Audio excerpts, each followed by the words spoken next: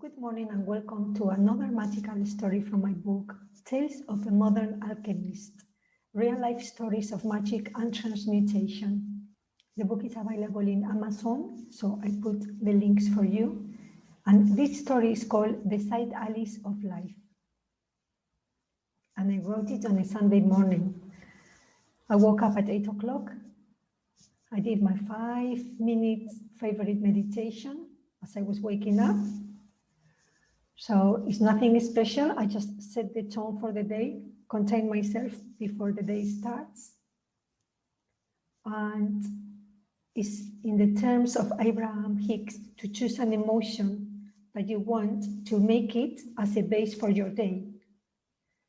So it was a wintry, cold, rainy, very windy Sunday morning, one of those which put you in a peaceful and meditative mode.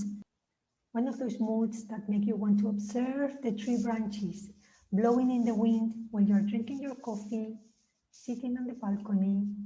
One of those moods that put your mind in a softly thinking, moment-steering, feeling-grasping frame of mind.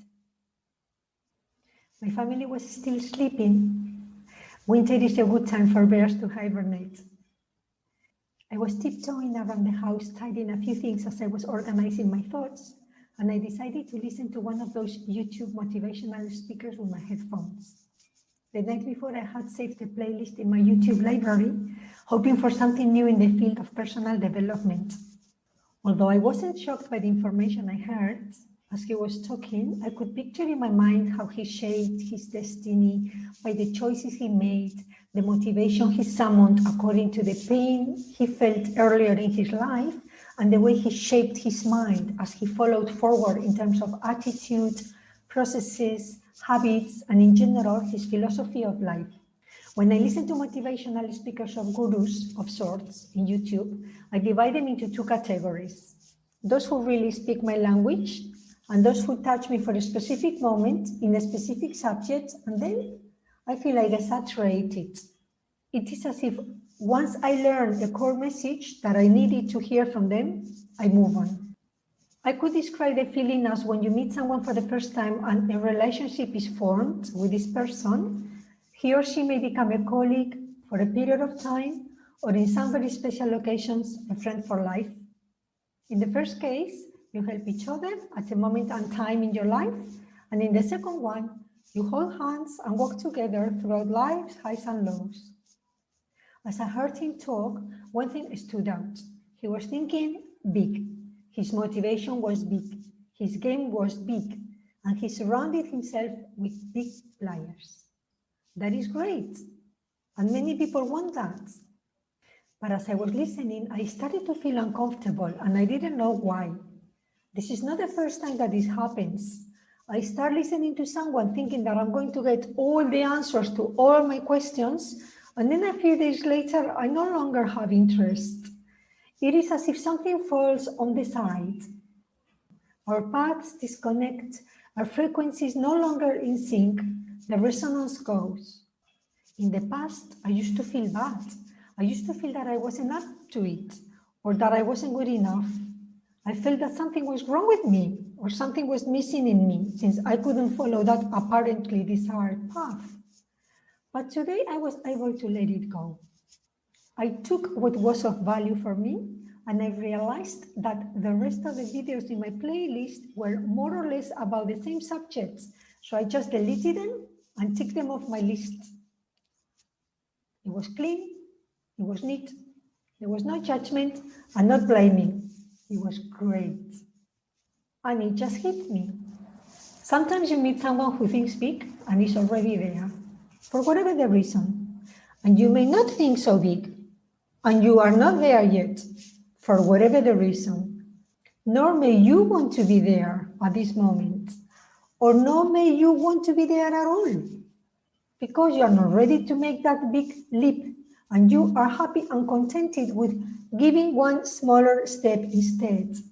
A single step that will bring you closer to your maybe not so grandiose dream, but your worthwhile dream nevertheless. And I realized that life is not always about going through the main road, heading all blockages and challenges head on, But sometimes it takes you through the side alleys, those smaller, quieter, simpler, less scary pathways that will eventually take you there, but which do not hit you head on against your current resistance. Because your resistance is your level of fear. Your resistance is your ability or inability to tune into your bigger dream, your higher potential, your bigger life. Your resistance is that beta brain vibration, the alert one, the one that has to be in control of everything around you, the one that can't access your subconscious mind or your powerhouse to make things happen or to bring things to you.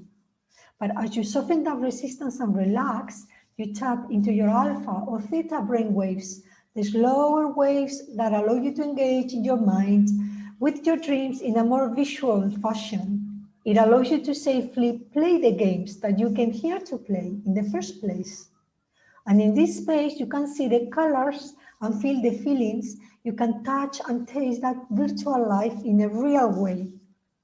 And you activate the laws of attraction in your daydream long enough, and you can instill a bigger momentum into your life towards the manifestation of your dreams.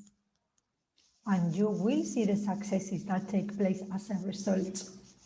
So once I realized that, although I have been walking by the side alleys of my life instead of the main road for a very long time, I was able to relax into the rhythm at which I am moving forwards. I could accept happily that even if I am moving slower than I think I should, I'm still moving towards my dreams. And when I look back, I have made huge progress. It's taking me longer to get there? Maybe. And if I pushed myself to go faster, maybe I would retract or get stuck by forcing myself to do something that I just couldn't. And then I would not even be here right now. If I pushed myself beyond where I could go, I would definitely not be able to savor all my little successes as if they were the biggest achievements in the history of humanity, because that's how I feel every time I break through a resistance or a fear of mine. And even if I am not seen in the big world scene, my influence on those around me is not any smaller in power and intensity, although it may be smaller in numbers at this moment. And as I am becoming proficient in walking by the side alleys of my life, the universe will cooperate with me and will bring me face to face with my destiny anyway. Because what really counts is never give up and always keep going. Thank you for listening. See you next time.